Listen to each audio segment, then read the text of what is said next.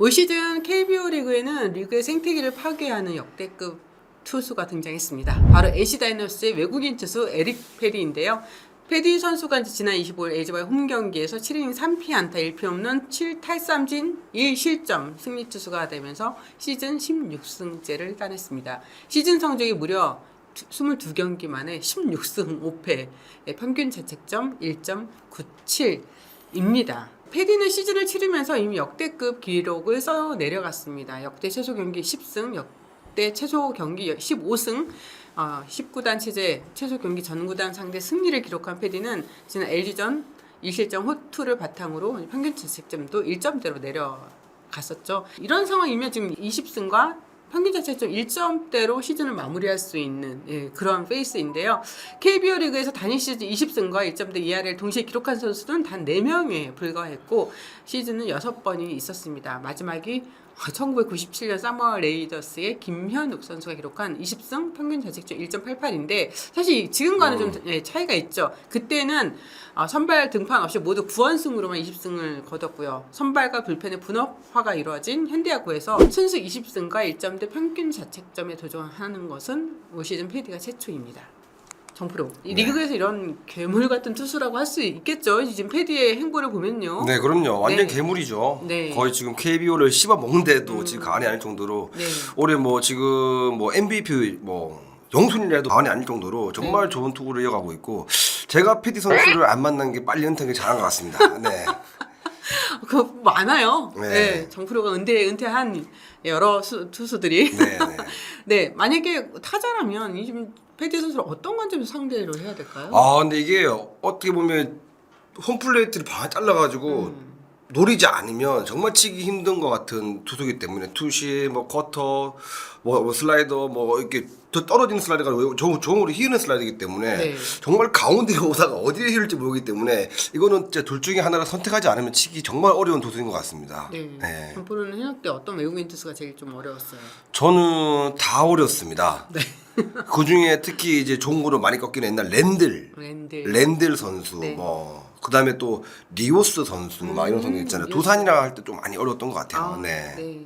사실 패디 선수가 처음에 한국 온다고 이렇게 얘기했을 때 직전까지 메이저리그에 뛰었던 선수가 진짜 한국에 온다, 올까라는 얘기가 많았었는데 아니 패디 선수가 어떻게 한국에 오게 된 겁니까? 네, 저도 이때 기억난 게 이전에 송재우 의원이랑 외국인 선수 관련된 됐을 때 패디 선수 얘기를 딱 하니까 송재우 이거 대박이라고 역대급이라고 막 얘기를 했었거든요. 그럴 수밖에 없는 게 2013년 드래프트 1라운드 선수예요. 전체 18순위로 메이저리그에서 워싱턴에 입단했던 선수고 2018 시즌까지 팀 내 유망주 랭킹에서 5위 이내로 꾸준히 들 정도로 팀에서도 관리를 받는 선수였고 메이저리그 데뷔 이후에는 커터코리안으로 알려진 조 로스 선수 있잖아요. 조 로스 등과 함께 5선발 후보로서 꾸준히 기회를 받았습니다. 하지만 인상적인 활약을 보여주지 못했었죠. 2021-2022 시즌을 거의 메이저리그에서 풀타임을 소화를 했었는데 대부분의 시간은 선발 투수로 소화했지만 성적이 이렇게 크게 좋지는 않았습니다. 팀 내 고액 연봉자였던 스티븐 스트라스버거는 장기 부상, 또 에이스였던 맥스 슈어저가 2021 시즌 중반 LA 다저스로 트레이드 되면서 패디 선수가 어쩔 수 없이 팀의 로테이션을 맡아야 했었는데요. 2022 시즌 27경기 6승 13패 평균 자책점 5.82를 기록하고 시즌을 끝냈습니다. 소속 구단 워싱턴은 당시에 연봉 조정 신청 자격을 갖고 있던 패디 선수에게 1년 계약을 주지 않고 논텐더 방출하는 결정을 하게 됐습니다. 아니 그럼 방출 이후에 패디 선수에게는 뭐 다른 뭐 선택지가 없었어요?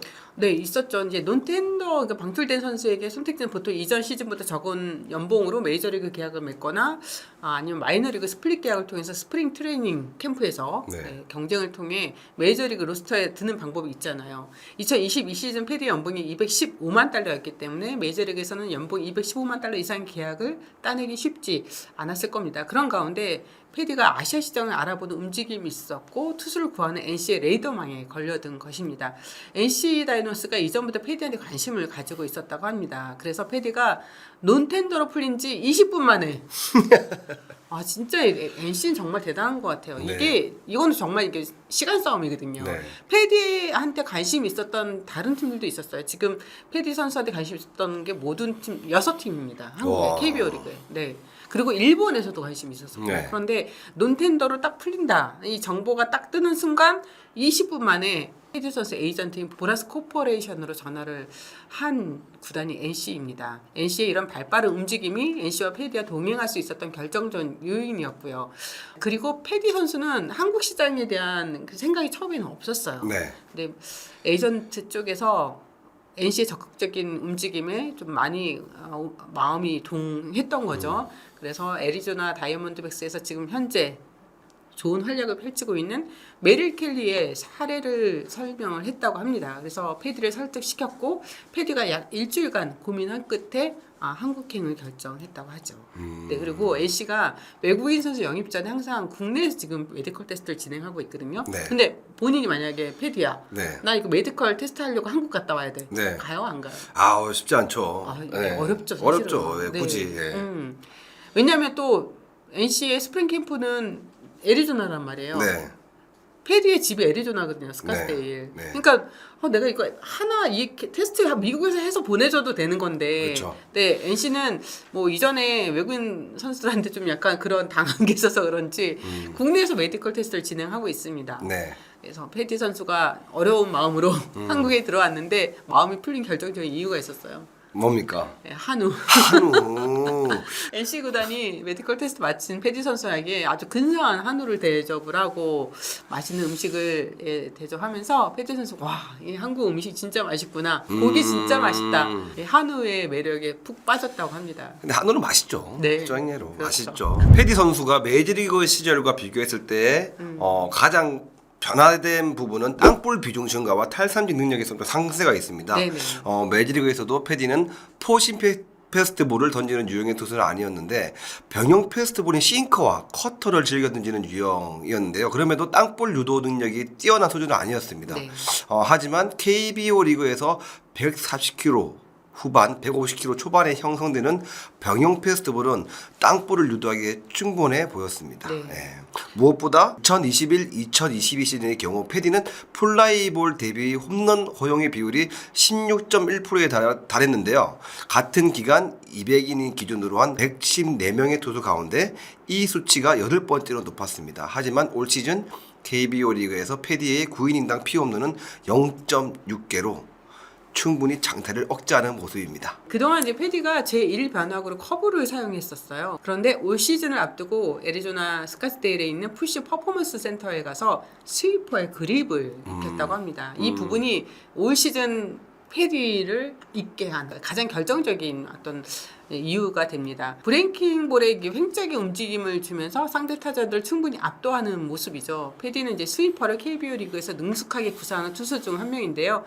키움의 안우진 그리고 팀에서는 이재하, 이용준 등 패디의 스위퍼를 배우려는 모습이 많이 언급되기도 했습니다. 실제로 하나 문동주 선수가 스위퍼는 아닌데 패디의 커터를 배우고 싶어가지고 창원 원정 경기 때 따로 패디를 만나서 구종을 배웠다고 해요. 그러니까 패디 선수는 좀 이런 부분도 굉장히 좀 오픈돼 있습니다. 다른 팀 선수라고 해도 뭐 나한테 뭔가를 좀 물어보거나 뭐 조언을 구하는 선수한테는 다 알려주는 거죠. 어차피 뭐 그립 알려준다고 해서 똑같이 던질 수 있는 상황은 아니니까요. 네. 정프로는 그 패디의 스위퍼에 대해서 좀 어떻게 생각하세요? 정말 옆으로 바로 휘어지는 슬라이드를 본 적이 저도 거의 없기 때문에 야 이거를 국내 선수들이 만약에 패디 선수한테 배워가지고 이걸 쓴다 그러면 요즘에 우리나라도 이제 투심 이 구를 많이 던지기 때문에 투심과 스위프를 배운다 그러면 정말 우리나라 투수진도 앞으로 국제대회 나가서도 많이 통할 수 있겠다 생각을 많이 했습니다. 네, 사실 외국인 타자도 마찬가지로 리그에 이제 좋은 선수들이 들어왔을 경우에는 이런 어떻게 보면 좋은 기능이 있는 거죠. 다른 그렇죠. 선수들한테 이게 네. 전파가 되는 거잖아요. 보고 배우려고 하는 선수들이 그렇죠. 늘어나면서. 네. 아니 패디 선수가 KBO 리그에 온다고 했을 때 그 전에 어깨 부상이 좀 있었잖아요. 네. 그런 부분에 대한 우려는 없었나요? 그래서 아마 NC 다이노스에서 메디컬 테스트를 더 꼼꼼히 체크를 했던 것 같고요. 패디 선수가 이제 겨울에 애리조나에 있는 아까 그 센터에서 개인 훈련을 했었다고 하잖아요. 거기에서 뭐 스위퍼도 배웠지만 부상 관리와 예방법에 대해 준비를 잘 할 수 있었다고 합니다. 운동법에 변화를 주면서 지난 시즌 내내 패디를 괴롭혔던 어깨 통증이 사라졌다고 하는데요. 원래 어깨 이 삼각근을 잡아주는 근육이 5개가 있는데 1개가 안 좋아지면서 통증이 뒤따랐다고 합니다. 하지만 나머지 4개를 강화시키는 방법으로 한 개의 통증이 완화가 된 거죠. 네, 그러면서 구속도 올릴 수 있었다고 하죠. 지금 패디 선수의 대활약에 팬들은 과연 내년 시즌에 패디가 NC에서 계속 활약할 수 있을지에 대한 궁금증이 가장 큰 것 같아요. 정프로는 지금 패디의 내년 행보를 어떻게 예상하나요? 다시 유턴을 해서 MLB 도전할 수도 있겠지만 그거는 이제 메이저리그 구단에서 어느 정도 패디에 대한 관심을 보이냐에 따라 틀리겠지만 다른 변화가 있지 않으면 NC에서 많은 연봉을 더 제시를 하고도 KBO 리그에 더 남지 않을까 싶은 생각이 듭니다. 근데 지금 남기가 사실 어려울 수도 있어요. 그렇죠. 네. 네. 왜냐하면 패디를 관찰하는 리그가 뭐 미국도 있고 일본도 있습니다. 메이저리그 구단 스카우트들이 패디 선수의 경기를 현장에서 보고 있고요.